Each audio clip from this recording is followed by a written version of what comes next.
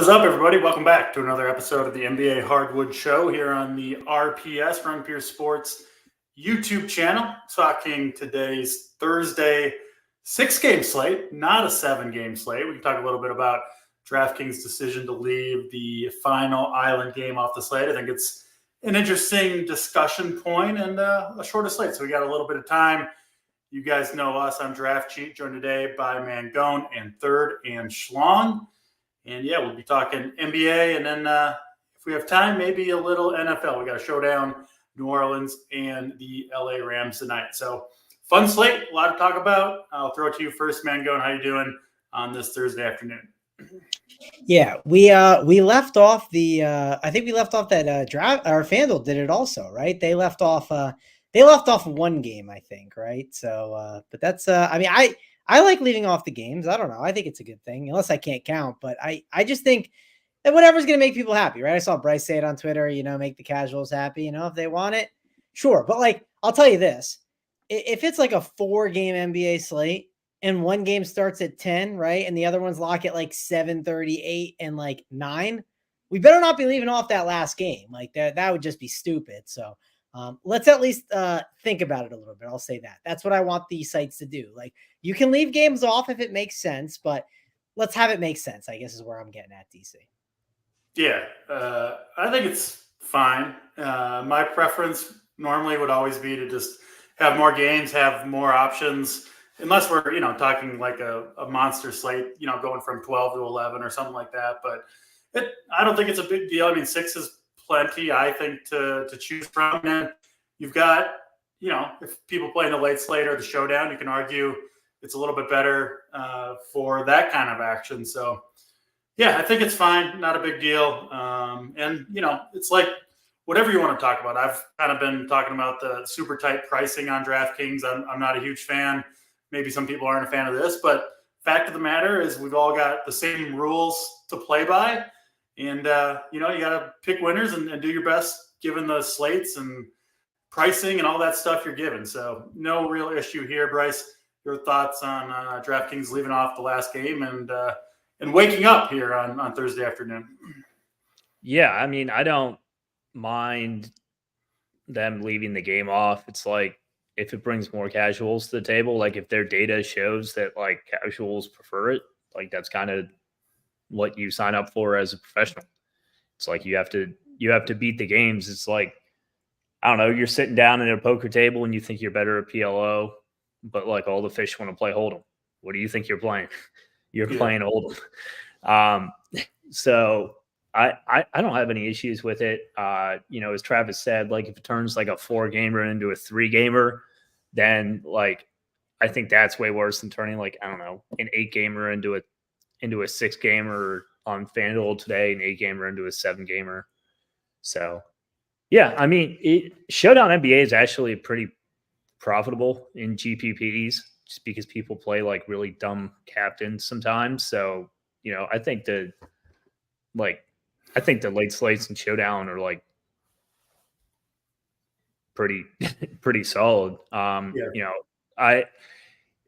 What tilts me is when like they try and turn like 4-gamers into 2-gamers, as Travis said. Like instead of having NFL weekend, like the featured slate be like the 4-gamer for the entire weekend, they try and have it be like the 2-gamers each day to like re-rake you. I think that's greedy and unnecessary.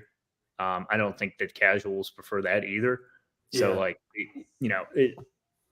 I have an issue with it on smaller slates when it's like more of a money grab to me, but on like bigger slates or like even medium-sized slates like this, I'm fine with it. Yeah, I think it's fine. And as long as they keep the precious Christmas slate, keep all 5 games on there back to back to back to back to back, I'm good at that. So we'll move on to today's slate. I think it is an interesting one. We've got a lot of news that has already come down the pipe and a lot that we are still waiting on. So with that, let's jump into it. Quick reminder, if you haven't yet, hit the like button, hit the subscribe, don't miss any of our content. And we've got, I think, 4 more days of promo code Giblets44 for 44% off. It will go away.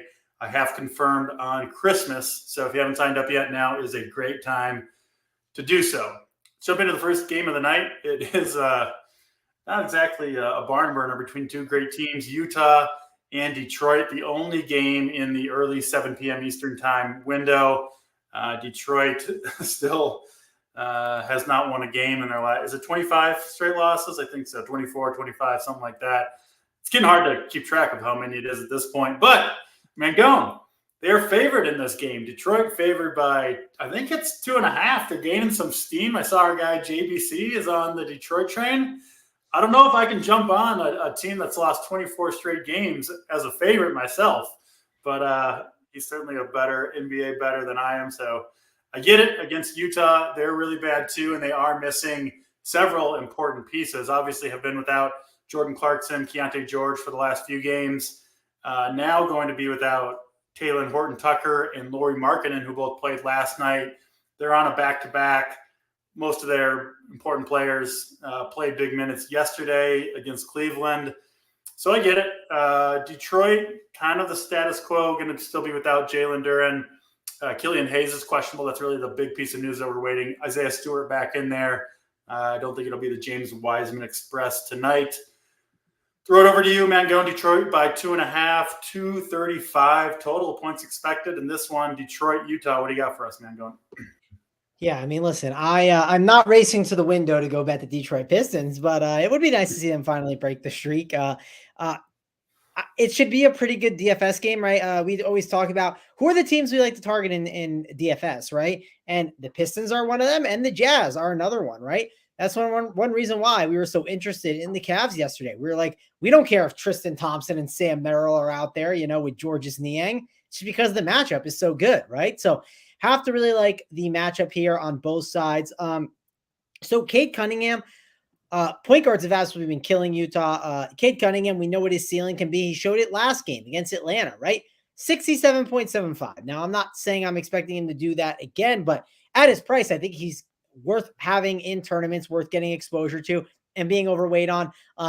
Colin Sexton, he feels expensive at 7.7K, but I still think he's a good play even at that price. It sounds crazy, but they're just missing so many of their ball handlers, right? I mean, if you just look at this Utah team, they're going to have Colin Sexton, John Collins, then you're going to have Walker Kessler, and then it's like either Kelly Olynyk or maybe a Fontecchio. You could see a Chris Dunn in there as well, but I assume Chris Dunn could be like in that sixth man type role where he then kind of comes off the bench and could even close and gain a lot more minutes. So a lot of different guys you could talk about on Utah. Sexton's expensive. John Collins is at 7.2. He's probably one of my least favorite Jazz options. I do think between Collins, Walker Kessler, and like Kelly Olynyk, you could see Collins get squeezed. He wants to be traded. It does seem like a guy they're just going to kind of play some minutes, but then he's just not going to get the full run.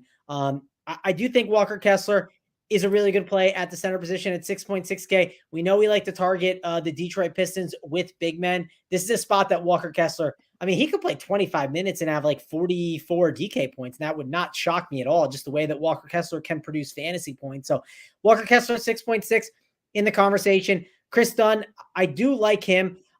If he's starting, he'd just be like, it'd be wheels up on Chris Dunn as like an amazing play. I think if he's not starting, he's still fine, though, because, again, I think he is going to earn and gain some of that run. And then Fontecchio's been solid. The only thing I'm a little cautious with Fontecchio is, like, the dude could easily play 35 minutes or so and just not do much. And, like, keep in mind, the price of 6K is getting pricey on him. And I want to know what that ownership is going to be to really make that decision. So if I'm ranking the Utah Jazz, I think it's it's hard to do it exactly, but I'll say point per dollar wise, Chris Dunn is probably number 1, Walker Kessler 2, and then probably Colin Sexton 3. I think that's how I rank them. I don't think I'm forgetting anyone there. And then Detroit, I did talk about Cade Cunningham and the upside that he has. This is a really good matchup, I think, for Bojan Bogdanovic. It is the old revenge game for him. So if you're into that, you got him at 6'7". We know what his upside can be. And Nasir Thompson. I think both those guys are in for some pretty good games. So I like their upside here. Killian Hayes is questionable. We should call that out. And he was downgraded. And sometimes when it's an in-day downgrade, there's upgrades to other spots to people that we should just be like taking note of that are just going to happen. And if he misses, this is a really strong spot for someone like Jaden Ivey at 5'6". Yes, he's a point and scoring dependent player, but we saw someone who's a point and scoring dependent player in Sam Merrill the other night, right? Like one reason I went back and forth on how to handle Sam Merrill is I knew the matchup was good. And I knew like, okay, he's going to be able to get buckets against this team pretty easily, or at least open looks, right? So I do think Jaden Ivey looks are going to be good if Killian Hayes is out. And he's someone that I would definitely look at there. Yeah, that all makes sense. Detroit, the biggest thing here for me, Schlong, is Detroit's lack of ball handling, missing Keontae George, obviously, Jordan Clarkson. If you watched them play yesterday, if you look at the numbers, Taylor Horton-Tucker was their lead ball handler in that game. 11 assists, 13 potential assists, led the team in passes made, passes received. You take him off the court, that leaves Sexton and then Chris Dunn as really the only two guys that can create for this team. They do run some offense through Kelly Olynyk. I just don't know how many minutes he's going to get. So I agree with Mangone. That $7,700 price tag for Colin Sexton looks like a lot, but he could potentially have a really, really big role. And then Chris Dunn, $5,800. If he does start, I do think he will. He's clearly the most like-for-like replacement with THT. But we'll see. I mean, Utah obviously not making a ton of good decisions just overall. So I'm really interested in the Utah side, particularly the backcourt. Detroit's interesting too. It's a really good DFS game, even if it's not a good real game. What are your thoughts here, third and Schlong, on Utah and Detroit?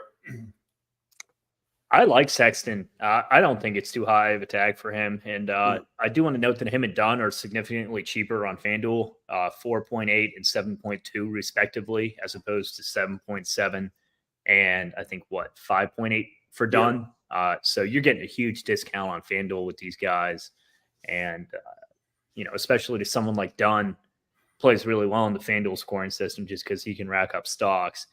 So, I mean, you got to love him over there. If he starts, be close to a lock button play for me, even with the other value on the slate. After them, it's Walker Kessler for me. I always love his upside. If he's going to play 30 minutes against the interior defense of the Pistons right now, he could come out and drop 50 fantasy points, and I would not be surprised at all. I think he's a super high upside play. I think the next guy I would go to here is probably the bad Luka. I'm not sure how to say his last name, to be honest. Semanik. But if he's going to play like 20 minutes, it's Stone Min. We've been talking about the lack of 3K guys all year on DraftKings. He's 3.9, but I think he could be in your player pool here. After that, I think those are like the primary guys to target. Agbaji might be in play as well. Moving over to the Detroit side, I think it's Cunningham and Bog, and then maybe Dartfires elsewhere. Yeah, but I like Cunningham and Bog a decent amount here. Not a whole lot else to like on Detroit, in my opinion. Thompson's fine. He's actually a pretty solid play, but after him, it gets real thin real quick. Yeah, I just don't trust Detroit outside of Cunningham for the most part, especially when they're getting healthier. We'll see with Killian Hayes. If he's out, it does make things a little bit simpler, and I get it going to a guy like Jaden Ivey, especially in this matchup, because you got to remember, as bad as his teams are, this is a really good matchup, really on both sides of the ball for DFS points. That's Utah and Detroit. We'll go to the next game of the night, which certainly is an interesting one. We have Cleveland Cavaliers back on the slate after, they were mega chalk last night. Most of them ended up coming through pretty well. Looks like they're going to run back the same exact team they had yesterday. Donovan Mitchell going to miss another game. I don't think anyone that was out is returning. So we do have at least a one-game sample size of what they want to do. I was a little bit surprised they brought Karis LeVert off the bench. I did stick with him. He came through for the most part. I assume they'll run back the same starting lineup after winning yesterday. And frankly, most of these guys, some of them went up in price a little bit, but I think most of them remain pretty good plays. They take on the Pelicans, who, Their entire front court is questionable. Herb Jones, Jonas Valanciunas, and Zion Williamson, all questionable. I believe all with an illness. I've been talking about this. These players that are questionable with an illness, we saw it with Paul George last night. A lot of them end up sitting out. So we'll see what New Orleans does, but I wouldn't be surprised if one or multiple of Jones, Valanciunas, and Zion missed out, which obviously, depending on who it is, Mangone, could really open up some minutes in the front court. Not a terrible matchup. Cleveland, they still got Jared Allen, but missing Mobley, missing their starting backcourt, and playing on a back-to-back. 228 total in this one. New Orleans are favored by 4. Throw it to you, Mangone. It's a tough game to break down from the Pelicans side, but give it your best shot. Yeah, I mean, for one, let's get the Cavs out the way. I was with you. I thought I figured LeVert would start yesterday, but then the more I thought about it, I wasn't shocked, but yeah. Yeah. I wasn't shocked either, just because I was like, okay, he doesn't start, but he closes. We already know that, right? It doesn't matter. He'll definitely be one of the closers. They'll pull like a Dean Wade off the court or one of those other clowns. And of course, Sam Merrill played himself into some minutes. So he ended up getting that closeout time too. So yeah, for me, I personally think that Sam Merrill at 4.5K, I can't really get behind it. I'll let other people take the shot on Sam Merrill again. I just think he's way too points dependent. Did you play him yesterday? I did not on my main team. I had some exposure to him, but he was not on my main team. I still cashed, so I guess maybe it's because I got lucky with that too. But I just think he's super points dependent. I think it's just, and I'm good. I'm gonna let other people make that mistake, in my opinion. And if I lose, so be it. It probably helps again that I still cashed yesterday with my main team. And yeah, I was more under on him in general, but I'm okay with it. It wasn't the worst day in the world. I made money yesterday. I'm going to take a chance on it again because I didn't think it was a great play yesterday. So I'm going to go back to the well and say it's not a great play again today. And if I'm wrong, I'll reevaluate after watching tonight's game and I'll decide if I was, if it was a bad decision. But I think he was bad chalk yesterday, and I think he's bad chalk again today. So I'm not super excited about Sam Merrill. It's also worth mentioning with Sam Merrill, he is only shooting guard eligible, right? He doesn't have this multi-position eligibility like some players. So you can only play him in that spot only. I did think Porter Jr. was better chalk at 4.7K. So he is someone I'm definitely interested in. Karis LeVert is 6.5K. I think he is better than Max Struss. So the way I'd rank it is Porter Jr. and LeVert are the two best plays in this game and on this team of the options, right, that you have to pick. From there, though, like I said, Sam Merrill, I'm nervous about him as chalk. Max Struss is fine. I don't hate him, but not a priority at 6'9", right? Guys at 6'9" can bust. Same with Jared Allen. He's 7.5K. There's definitely bust potential, but there's also a ceiling there. Going up against Jonas Valanciunas defense, it's definitely a solid spot. So that's kind of how I'm ranking all them. And I'm not really loving Isaac Okoro and Dean Wade. There's other spots I can kind of go to on this slate. And keep in mind, we have more value on this slate, DC, than we had on that past slate. That last slate, we had inflation on prices and we didn't have as much value. So that's where we were struggling a ton. So I'm kind of ranking it similar to how I ranked it the last time. And then Pelican side of the ball, okay, Zion is 7.6. I was wondering where his price would end up being. My issue with Zion is, and I've said it all year, DC, I just still think the price is too damn high, right? That meme, the GIF, right? It's just too damn high, and I'm going to keep fading it. I don't like Zion at this price. I'm going to be under the field. If it beats me, it beats me. Valanciunas, he's obviously questionable. If he's in, of course, that would change everything up, and right, I'd have some interest in Zion. But keep in mind, I'm evaluating it for the injury news that we currently have at this moment. That's why I'm kind of saying it like that. Get in the Discord chat. We'll obviously talk about it. Herb Jones is questionable as well. Herb Jones is a ton of minutes. And who's going to soak up those minutes is the big question, because it can go a lot of ways. It could be Najee Marshall. It could be a Trey Murphy. I think the starting lineup is super important if one of those guys is out. So it's hard to kind of give a full-on take on the Pelicans without this news because, we have 3 key pieces that are questionable. One wing player that soaks up a lot of minutes, and then 2 of their big men. One of them who, 2 of them, they basically split the minutes up with each other. And if one is in and one is out, it's going to change the way that they just play in general. So it's hard to really evaluate the situation right now. Yeah, for sure it's tough. I mean, there is a scenario where all 3 are out. Again, I don't That's not what you're going to predict, obviously, but it is certainly possible. Cody Zeller, also questionable, as pointed out in the chat. At that point, I mean, it's like James Robinson Earl would probably get the start and like almost have to play big minutes. I think you'd see Najee Marshall and Trey Murphy play huge minutes. So you could end up with these first two games could be pretty damn popular. This game in particular, you could play potentially 5, 6, 7 guys from it if the news breaks that way for New Orleans. I don't think the backcourt changes all that much. Obviously, CJ McCollum would be interesting play. Ingram, if those guys missed.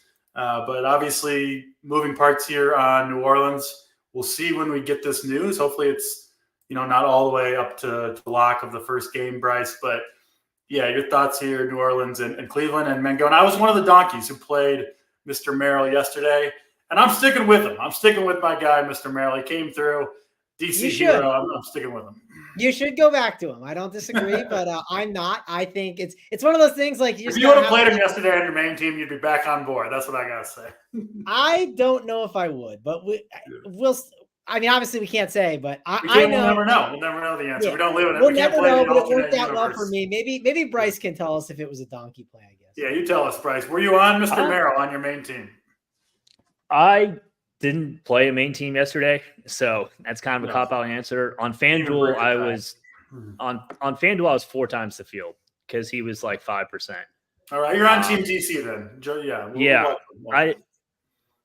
I don't mind being over on like the value plays that are going to be like slightly different, but not much worse plays. I do think that he was a worse play than the rest of the value, but like I still played him at like 20% on FanDuel. So I was over on him. I'll likely be probably around the field. There's just a ton of value out there today, like with the first game that we already talked about.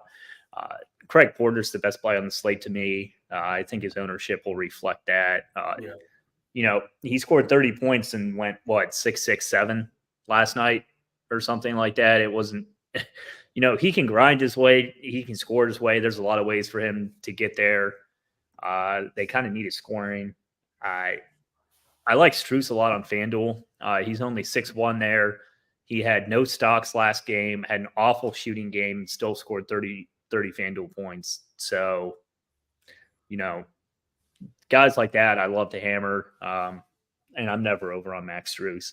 So I'll be over on him today. Next one for me is LeVert, probably. There's just a ton of value here. And then, Jared Allen's like 7-1 on FanDuel, and his gameplay is much better on FanDuel than it does on DraftKings with the stocks.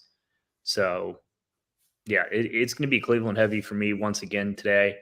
As of now, I prefer their value to the Jazz, but, they could end up being behind the Pelicans. It's really hard to give a Pelicans take right now when half the team is questionable, but Brandon Ingram's a great play regardless. Yeah. Would become an amazing play if these guys sit. They could be super thin. Murphy would become priority for me if a bunch of these guys sit.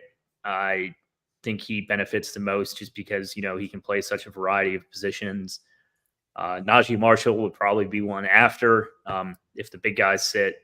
So, just join the Discord and, we'll have updates for you in there, but there's not a whole lot to do on this show. I did want to mention Yang. I thought he was a really good play, and he didn't play particularly well, which is why he didn't get to close. He should be able to rack out more counting stats than he did last game. Basically all he did was score yesterday. So willing to go back to the well with him once again today. All right. Yeah, that all is good. We did get confirmation or news, I guess, that Zion will sit. I didn't see anything else come down quite yet. No, we did. So, we did get news on. I think they said. I think it was Luka, right? Luka's out for tomorrow. That's for Friday. Never mind. It doesn't matter. I was gonna say, yeah. So someone said it in the Discord too, and I was like, "Why does that matter?" I didn't think it was on this. It was confused. Maybe with all the different games, I thought I maybe miscounted them. But yeah, that doesn't matter. So just Zion's out. Yeah. Depending on how it all goes, the rest of it, I mean, Jonas Valanciunas, I think, looks really good here with Zion out. He's kind of the guy that plays backup five, especially if Zeller sits with Nance already out. So, yeah, Jonas will be most likely a priority play for me. Got to run all the numbers and all that. But Najee Marshall, we'll see on, I mean, if Jonas goes, we'll see on Jonas and Herb Jones. But for now, with Zion out, certainly I think you're going to want to look at least one, probably a couple Pelicans, depending on how the rest of the news all shakes out. For now, we'll move on to the next game. We'll revisit New Orleans if we do get news on the rest of their guys. But Indiana and Memphis up next, arguably the best game on the slate, just from a real life standpoint, because of the return of Ja Morant, who quite a first game back from the 25-game suspension, hit the game winner at the buzzer, played 35 minutes, put up 57 DraftKings points. I played him on that slate, got him at a nice, tasty 3% ownership. He won't be that today after showing he's back. I mean, you just got to think he's back to his normal self. He's on a short-handed Memphis team that desperately needs him. And you see it reflected in the line and the total, 247. Memphis favored over the upstart Pacers by 2.5 here at home. Still waiting on news on the Indiana guys. Nembhard, Jalen Smith, Miles Turner, all questionable. They both played last game, right? So probably they'll be getting there on a back-to-back. But, again, we don't know that for sure. So we'll have to see on Indiana. I'll throw it to you, Mangone. Indiana, Memphis. What do you got for us? Yeah, definitely got to talk about Memphis, right? Ja Morant is likely going to have ownership, but with the Zion news, that could obviously pull away from Ja Morant a little bit with like CJ McCollum and Brandon Ingram, right? Like those guys do kind of gain some ownership there where it definitely could pull away from Ja a bit, but hey, it's the Indiana matchup. Indiana is one of these spots to target on the slate always. 9.5K Ja Morant, definitely going to be someone on our radar. We're also going to be interested in Jaren Jackson Jr. at 7.9. We know what his upside can be even with Ja Morant in the lineup. So I think he is in the conversation. Desmond Bane an 8.5. Like it just feels too pricey with Ja Morant back, even though the matchup is good. Like I wouldn't be surprised if Desmond Bane had a big game, but I just don't want to pay that tag. Like when I compare him to other prices on the slate, it just doesn't seem like a strong play. So I think I'm out on him. Vince Williams Jr. played 35 minutes last game and looked good out there. And he's kind of a 3-and-D guy that fits pretty well with Ja Morant, right? When you have Ja Morant, you want spacing, right? You want guys that can also defend too, get your team out in front and on the run. Vince Williams Jr. is definitely an interesting play at 5.2K. He is someone I would not ignore completely. So, and then I know Bismack Biyombo is someone that popping a little bit. That is one I just, with the Valanciunas news too, like, I don't know if we'll have to go there. So I'm a little cautious with Bismack, even though it is the Indiana Pacers matchup. So for me, the three Memphis guys to look at mainly are Ja Morant, Jaren Jackson Jr., and Vince Williams Jr. Indiana, obviously, again, we have this injury news that we're kind of waiting on, right? And Nembhard, Jalen Smith, Miles Turner, like, those are key pieces of news. And like, if Miles Turner's out, well, I mean, Isaiah Jackson typically pops. The question is, would you pay 6-7 for him? That's a little bit tougher for sure to pay the 6-7. I'd probably need Jalen Smith out to really get there at that price. Let's see. The other guy I want to mention is, I guess, McConnell.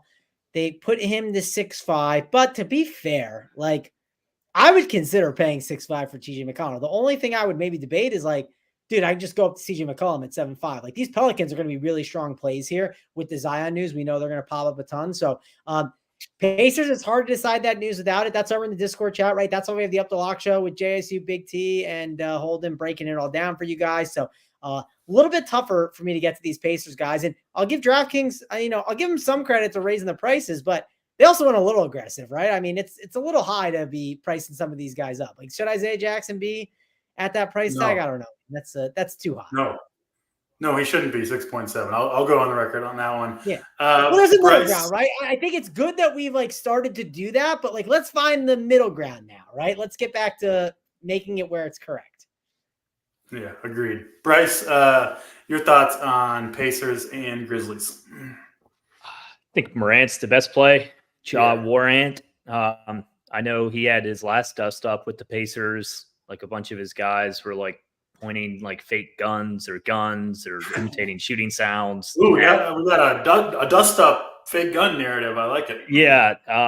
No, I think it was against the Pacers that they were like touting all the gun stuff. So, maybe anyone that plays the Pacers is in a great matchup. So I think Ja's going to smash here, really. But I think Ja is one of the best plays of the slate. There are so many good guard plays on this slate, like with Craig Porter, him.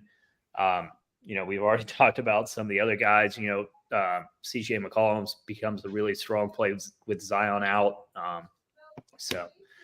And that's not even to mention the games we haven't gotten to yet. Guard's going to be a little crowded today. I prefer Jaren Jackson to Bane as like a secondary piece. Like I think Morant at back actually like helps them. A, because like they're just a better team, and B, like it draws the defense away from him, and he can actually pass to him. Bane, it obviously hurts just because he doesn't have the ball as much in his hand. Like Bane becomes much more scoring dependent. He doesn't have as high of a floor, in the counting stats. So I'm still gonna have some Bane. It's just such a good matchup. Like he can still get there, but I think the price in general is too high, and I'll likely be selling Bane until that comes down into like the mid sevens, where he should be. But a matchup against Indy helps mitigate that a bit. I think Vince Williams is a very strong play here. He's probably going to fall by the wayside some with some of this other news, but he played tons last game. He's playing Indiana. If you're going to be on the court playing against Indiana, and you're not, absurdly priced, you're probably a good play. So I think the Vince Williams role is pretty here to stay for right now, at least. On the Indy side of the ball, I think Halliburton comes in at like 1 or 2%. I don't think anyone's going to play him. I'll probably try and like at least get to 5% Halliburton here. He can just nuke any slate and you're going to have unlimited value. So, my favorite strategy here is just get underweight on or overweight on all the like the weird studs and overweight on like the chalky value. It's a great way to like get different. Like say you play Halliburton, and I'm not saying you should do this in your main team, but say you play him in your main team. If he pops off, it's going to be super hard to beat. That's something I like to do at like live finals or like, when you have, these other studs, you could fit Halliburton and Morant and, fade the other studs and you'd automatically be super different. So I don't hate a strategy like that here. Isaiah Jackson, I think I locked him last slate. They overpriced him to the moon. I think at 5.8 on FanDuel, he's still playable. If some of these guys sit, like if Miles Turner and Jalen Smith sits, I think he's like a very solid play at 5.8. At 6.9, not quite as much. He's a huge stock player. And, I've really liked FanDuel's pricing this year. I think they've done a good job overall. And, in general, most of the Pacers are overpriced on DraftKings and they're fairly priced on FanDuel though. So I'll have a lot more Pacers on FanDuel and DraftKings, I would think. Yeah, it makes sense. Given DK's pricing this year, we might be waiting a while to play Desmond Bane. I don't think anyone decreases in price. Everyone just goes up all the time. So that mid 7K's price tag, I don't know. March is coming soon enough. But I'm with you. I mean, you go from sharing a backcourt with Gilliard to John Morant, and your usage is going to take a massive hit. So I'm with you on Desmond Bane probably not being a good play for a while Ja is in there. Let's get to the next game on the slate. Another game with big news. Actually, no, this one doesn't have. Well, we'll see. Clippers and OKC. OKC currently favored by 6.5. I believe they opened at 4.5. So some steam coming in on the Thunder. They played without Paul George yesterday. Pretty close game against the Mavericks. We saw Kawhi Leonard have a big game, but he played, I believe, 37 minutes in that one, and now questionable to play on the second half of back-to-back Mangone. We'll see what happens with the Clippers, but they're certainly a a run out here where both George and Leonard sit, and we might have, potentially some really good value on the Clippers. If that happened, I would think James Harden would become really, really tough fade. And then Russell Westbrook potentially would join the starting lineup. He'd be an interesting play as well, although DK priced him up today. I think they bumped his price tag like $1,000 or something. So maybe they know what's up there. OKC should be pretty much healthy for this one. Obviously, Mangone, a ton depends on the Paul George and Kawhi Leonard news. Talk to us, Clippers and Thunder. Yeah, I mean, the Paul George Kawhi news is huge. Like, if we get an update that like they're like downgraded to doubtful or their game time decisions, like that's going to affect my decision making with the 7 o'clock and 7:30 game, right? Like, it's just, I think at least one of them is going to sit, is my guess. Maybe both. yeah, sorry, I tried to pull the show up on my other side and I had an ad playing in the background, so my bad. But you're 1,000% correct. Like if one of those guys does sit, I think you're going to get one of them to possibly sit, especially off the back-to-back, right? Like it's important that we want to get exposure to plays in this game, right? Like for instance, like DC, sometimes when I'm running stuff and it's like 6:55, I mean, I joke about like the backloading thing, but sometimes I think about it and I look at what the projection is and like, if my team is projected for like 255 DK points, let's say, and that's a low number on the slate, I'll be like, imagine what the score is going to be when I get this news that's coming, right? Like, or if the projection is already like a high number, like 307, which is a high number on DraftKings, well, then I'm like, well, this news that's coming could not be that big, right? So it's something to kind of think about when you build out your lineups that I kind of look at what's the top projected team on the entire night and then kind of go from there with some of the things of how to handle the backloading stuff. So I want to know this news because it's huge, right? I mean, if you waited on the news yesterday, it helped a ton because you got the Kawhi Leonard, the Paul George, and sure, you got the news right at lock on the Paul George stuff, but you may have been locked out of some things. I noticed a lot of teams that were coming from behind that had some really good exposure to that late game for sure. And I want to make sure I have exposure if one of these guys is ruled out. Let's talk about James Harden at 9.3. 9.3 is it feels expensive, but I think that's still a fine tag for James Harden. Like, I'm sure people will look at it and pass on him, and I don't think they should. I mean, if you watched the game last night, Harden and Kawhi were neck and neck until like the final 4 minutes, and then Kawhi just took over, right? If Harden takes over, like let's say Harden makes a 3 or 2, he's going to be the guy that takes over the entire way. And I just think Kawhi just took over at the end, and that's why he eked him out in projection at the end of it, right? So you have to like them. Zubac is pricey, though, at 7K. I will say that. It's a tough tag on him. Norman Powell has been increased up to 6K. Still a tough tag there on him. Terrence Mann at 5.4. You can make a case for him at the minutes he's playing, and Amir Coffey. He's playing a ton of minutes, too. I wouldn't ignore Amir Coffey and his minutes. He played 39 last night, so he could easily get in there. Daniel Tice is normally a pretty good fantasy per minute producer, but with all this news that we have and have already had, I don't think he'd be necessary. So it's really looking at the Clippers wing options and like James Harden, right? I'm not looking at like Westbrook, I don't think. So it's really like Harden, Coffey, Norman Powell at 6K. I think you can get away with depending on how many guys are out. So it's just a big piece of news that we have to watch for. And then OKC is a lot tougher to roster, but to Bryce's point where it's like you can just go up and grab a guy that no one's going to play. Like, how about Shai Gilgeous-Alexander? Is anyone going to play him when everyone's nobody ever played him? Yeah. And everyone's gravitated towards John Morant today. And we get Shai Gilgeous-Alexander revenge game against the former team. Guy's been a baller and has huge upside. So do not cancel him out of your MME pool. I think he's a really good low-owned play. Yeah, I think we'll see. My guess would be John Morant, like, I don't know, triple the ownership of SGA. And they seem like pretty similar plays. So yeah, I think that's a good call. Bryce, let's go to you. Thunder and Clippers. Yeah, I love SGA. I'm always over on him. I think I've been over on him every single slate this year. He just always comes in too low. Yep. And if you play, 5 to 10% of them, you're going to be over the field.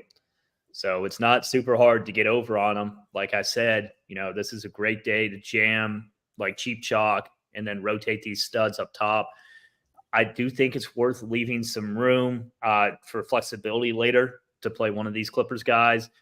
It's a little easier on FanDuel because if you don't get it, you have the Lakers game too, and LeBron's sitting for the Lakers. So, that opens up even more value on that side. So, as much as you want to blow your load early and you should be playing like tons of these early guys, like you still want some flexibility to be able to switch. To dive into the game itself, I don't really like the cheap plays here. I think you're better off going to the studs and going with the cheap guys early. It's kind of an SGA, Harden, and then one of Kawhi or Paul George type of night for me. I don't love the mid-tier. I think Williams, Giddey, Powell are all okay.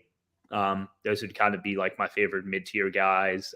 Coffee is the value, but kind of like the studs here in the value early. Yeah, I think that makes sense. It's going to be hard to get away from some of those early value plays. And Mangone, I have great news for you. Mr. Sam Merrill just came down the pipe. He is now questionable. Your night is saved. You were going to fade the 40 burger from Sam Merrill, and now you got a chance, my friend. So this is bullshit. They're getting away with it. We were going to have the fish getting crushed tonight. This is bullshit. I'm not happy. Oh my guy, Sam Merrill's I don't know. Might have to unregister over here. I can't play with fish. Were about to get punished, and now they're just getting saved. This is BS. His wrist, he's got a right wrist soreness. He was just bombing away from three, so he's a little tired today. So you understand certainly the Sam Merrill. When I saw him do the heat check logo 3, I was like, this is unfair. Like this is should not be. I knew you were just tilted because he burned you last night. We'll see with him, but I will say if he misses, it does open up even more minutes for. Pretty much just for those scrubs, though, right? Like the Wades, Okoros. It would be like Okoro would get the biggest bump. Yeah. Okoro and Yang would become, especially Yang. Like Yang can actually play. Like Okoro I think Niang would be maybe the biggest bump from where I'm sitting. After watching that game last night, though, Dean Wade, like the only thing he can do is sit in the corner and shoot threes. So you got. It's great. Makes everyone else a great play. Exactly. I love the corner guys. Yeah, 100%. But I will say I am very excited that I'm playing way more on FanDuel tonight. I'm very much excited about that. I like the FanDuel slate more. So I've been almost exclusively DK. Is the FanDuel pricing looser in general? Yes. Yeah, you would like the DK. The FanDuel pricing's been like. I might need to get back on the duel if I can log in. We'll see. Well, it's like all these guys you complain about being too expensive on DraftKings or like $1,000 cheaper on FanDuel. So like you don't really need like your 3 and 4K plays to play someone like Luka. But you know what has been interesting about the duel? The interesting part has been like Joel Embiid gets overlooked a lot because like if you I had so much Embiid last night. After that stupid Twitter donk, whatever it was touting that under for a 6-unit play. I think I was like 10 times the field on Embiid last night. I had pretty good ownerships last night. I feel kind of unlucky not to have better teams, but that's how. If you were very overweight on Embiid, you should because he was those he scored 80 points. Really strong. Yeah, what? He was like 2% and he scored 80 points. It's because like what happens is like on FanDuel, like they have like on DK. You can typically like there's been a lot of cheap centers throughout this season, but on FanDuel, you can only play one center, right? And like when you just get dealt the card of just like an absolute like stone nut center, like Onyeka Okongwu with no Clint Capella, right? Like it's like, all right, well, I'm jamming that in, and then like the other guys just get overlooked. So and then Embiid drops 90 and it just crushes, even when Okongwu gets 35 or 40. But it's not just that. Do you see the way that they price things? Like, yes, Joel Embiid is super expensive and Luka is super expensive, but they have good price tags on the mid-range options. Like that kind of bait you into playing some of these guys in like the 7 and 8K range. And when you look at that 7, 8K and even 6K range, there's so many good plays. It's like, if you have like more than like, double digit plays in that area, you just naturally are like, oh, this like build is a really strong build. And there's a lot of good plays in this range that you just kind of gravitate towards that middling build at times. So it just makes it for a totally different and interesting slate than DraftKings always. So like, for instance, Sam Merrill, he was like 2 or 4% on FanDuel yesterday. He wasn't as owned because just the way the price smashed. Oh, come on. All right. Well, that's right. I mean, I had some, but it wasn't the same as DK. DK, I definitely didn't enjoy the Sam Merrill experience. All right, 2 more games to talk about. If you haven't done so yet, hit the like button if you're enjoying the show, or if you're not, hit the like button anyway if you're here with us on this Thursday afternoon. Hit the subscribe so you don't miss any of the RPS content coming to you free of charge on the channel. And, of course, Giblets 44 for 44% off your first weekly or monthly payment. All right, let's get to the next game on the slate. 2 more to talk about. First one we'll talk about is San Antonio and Chicago. 228 total in this one. Chicago favored by 6. Victor Wembanyama is back, thankfully, so we don't have to deal with the Zach Collins chalk. Surprised he's not up to 8K, but just 5,500 for Collins today. Wemby I think is interesting against Chicago, and of course my guy, Mr. Kobe White. He finally had a reasonably bad game, just 33 DraftKings points for Kobe White in that one. But a great matchup here for all of Chicago. The Spurs are a team to attack at every position outside of, I think, center right now. I don't like picking on Wembanyama. It's just kind of hard to score on a guy who's 8 feet tall with a 10-foot wingspan. But Vooch has been getting the job done in general. Mangone, your thoughts on the Spurs and the Bulls? Yeah. By the way, I know you called the Kobe White your guy when we got our guy Winky in the chat. He is a Bulls homer, which there aren't many of those. Let me tell you. Actually, the first I'll give Winky credit. I've been on Kobe White since the first game that Levine was out, and part of the reason I got on was a tweet from our guy Winky, who was digging into the Kobe White stats. Winky, by the way, one of the biggest homers I've ever seen. He absolutely loves his teams. He'll stand by them no matter what. You love to see it. Yeah, go ahead, so man. Go. Chicago. He'll still stand by the LaMelo Ball over Ant Edwards take, which is a bad take, but that's okay. We love Winky despite the bad take there. But he was right on Kobe White, and I did play me some Kobe White last night, DC, and it was rough rooting him on. But I'll tell you this, I'm willing to go back to the well. I understand the role that he has.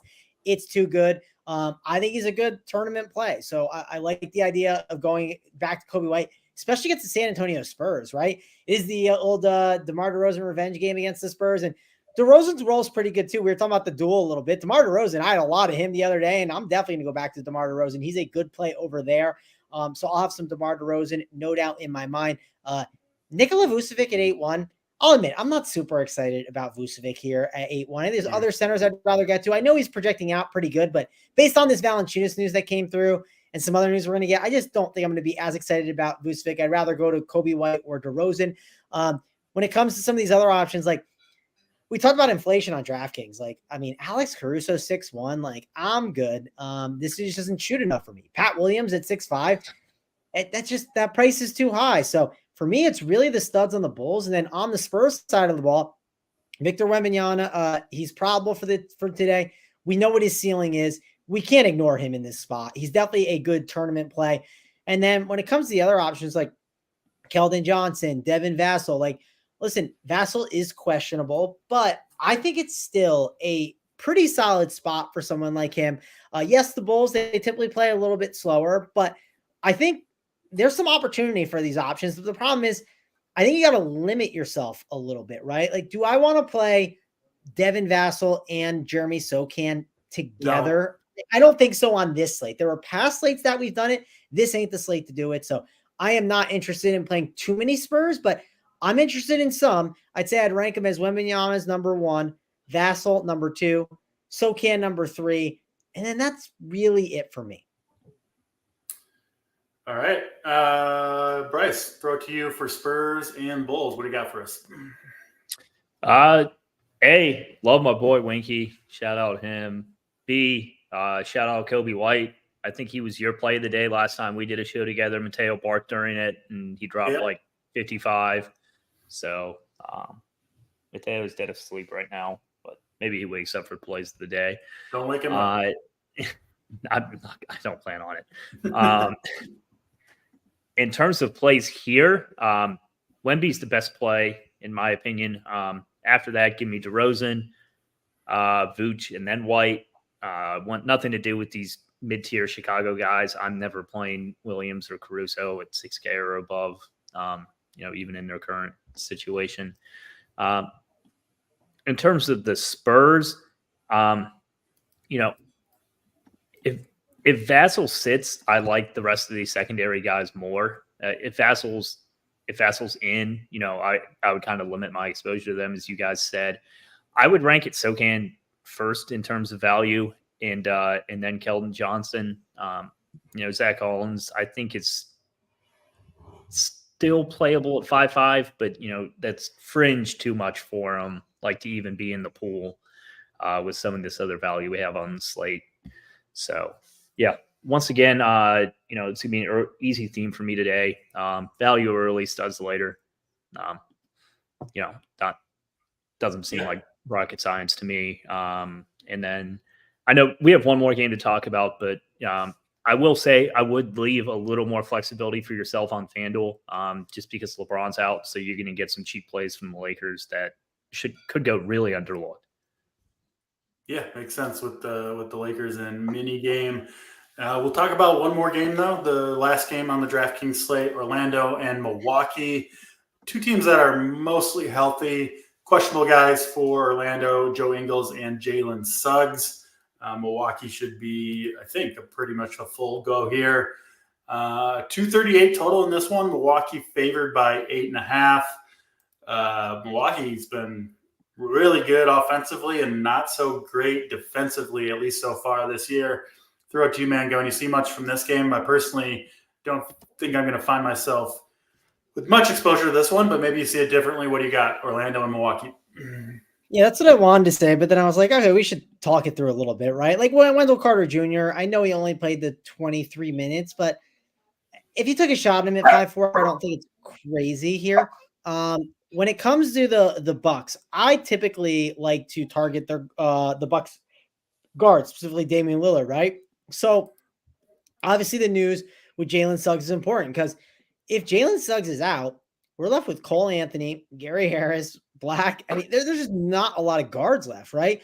And you're telling me 6.2K Cole Anthony.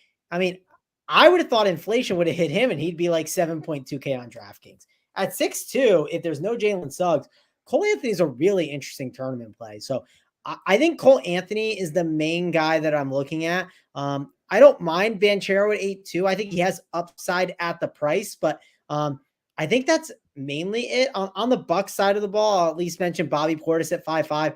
I'm not going to completely ignore him. I know what he can do, but I thought the last matchup was way better than playing the Magic, right? Like the Spurs match was a great spot for someone like Bobby Portis.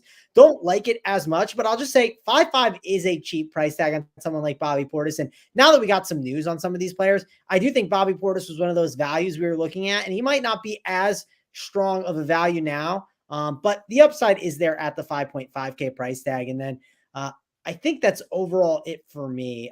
Maybe a splash of Brook Lopez at center, just because I know what his ceiling could be at 6.1.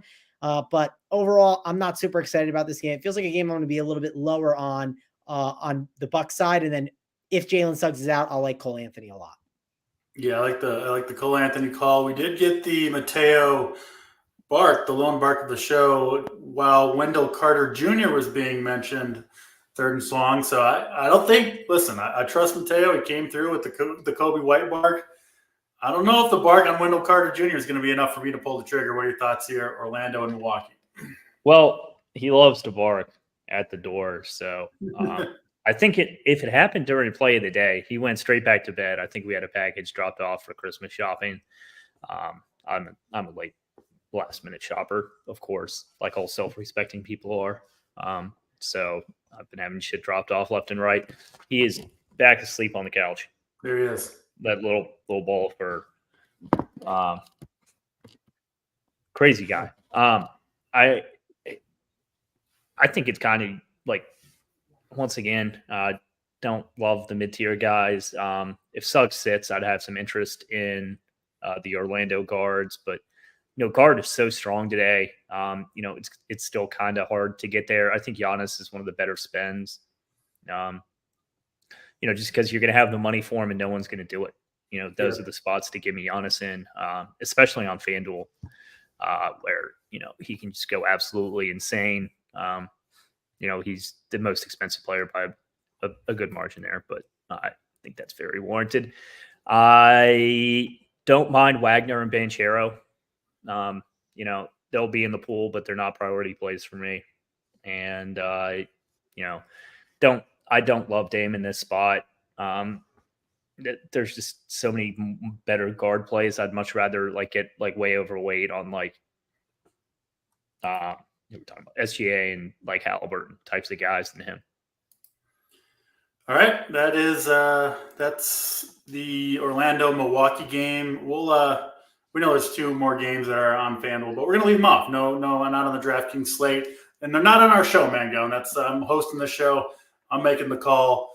Let's get to plays of the day, though. We will start with you, Sweet Travis. What do you got for us? Play of the day on this 6-gamer. Yeah, I like pain, so I'm going back to the well. Kobe White is rewarding me for the bullshit he did yesterday. Okay, we get the San Antonio Spurs. I don't care if it's a back-to-back Kobe White. You're going to figure it out tonight. So we're going back to Kobe White. I love the San Antonio Spurs matchup. It's one of the better matchups to target with some guards. So give me Kobe White as my play of the day. We'll try to run it back. All right, well, I'm running mine back too. My play of the day yesterday was Max Strus. He didn't quite come through. He was okay, but not what you're looking for at that price tag.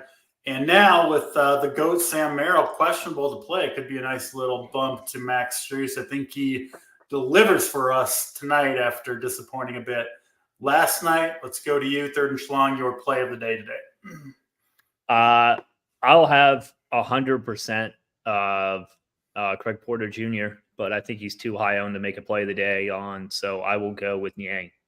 Yeah, you got 100%. The field's got 85, so that's a little bit over. He only came in at 65 yesterday. I think. I agree.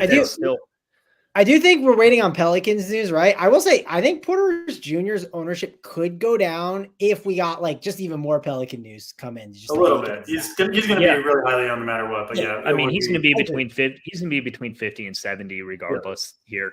I would think so. Yeah, this is typically the guy you should either lock or go 50% on. I don't think it's chalk to fate. Agreed on Porter Jr. You said Niang for your play of the day? Third? Niang for the play of the day. All right, Mr. Niang. We got some requests to do quick NFL takes. So we'll go favorite captain for tonight's Rams and New Orleans game. Mangone, prepared or not, give us your favorite captain tonight. I did do a Saber Sim show with Rubio, so if you want to check that out, it's on the channel. But I will talk through the captains a little bit. I will say it's a tough showdown slate for sure. The value really, really sucks down low. And you're forced to kind of consider defenses more. And I typically like the mid-tier captain routes, but there's not a lot of mid-tier captains to love based on some of the pricing structure. I haven't ran it all yet. I think Kyron's going to be my favorite captain, but the mid-tier captain that I think one of them that's going to be interesting, and I don't know which one it is because I want to run some of my stuff a little bit more. I think a Juwan Johnson or Raheed Shaheed. If you guys want to take one of them, perfectly fine. Just take one of them. I'll take Kyron. But I think those captains, look at those captains. When you run your stuff, just see those captains. I think they're really intriguing options that could fit really good builds. When I did the Saber Sim show with Rubio, we found some interesting captains with those two options.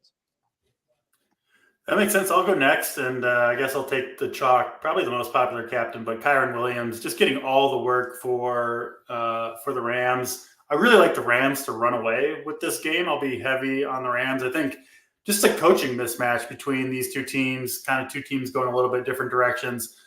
I like the Rams to win this one by 10 plus. Most of my builds will be 5-1 or 4-2 Rams, led by Kyron Williams. I think in Showdown NFL, people spread out their captains, I think, way too much. I think just the top plays, you get them in there, and a lot of the time, that's what delivers.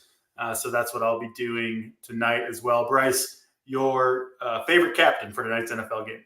Cheap captain lineups are also always way too duped because it's the people just jam the 10 optimal. And you're forced to just the other 5. Yeah, you're forced into the other builds. I never play cheap captains in general in any sport, and that extends to NFL. I think everyone's going to be on the running backs here, so give me the receivers. I like Puka, and I think Olave is way too cheap at 8.6. Really like them to captain tonight. Awesome stuff. There you have it for NBA and a little bit of NFL. We'll be back same time, same place tomorrow. And really fun, busy sports week can come up. So join us over at Run for Your Sports, promo code Giblets44, 44% off your first monthly or weekly payment.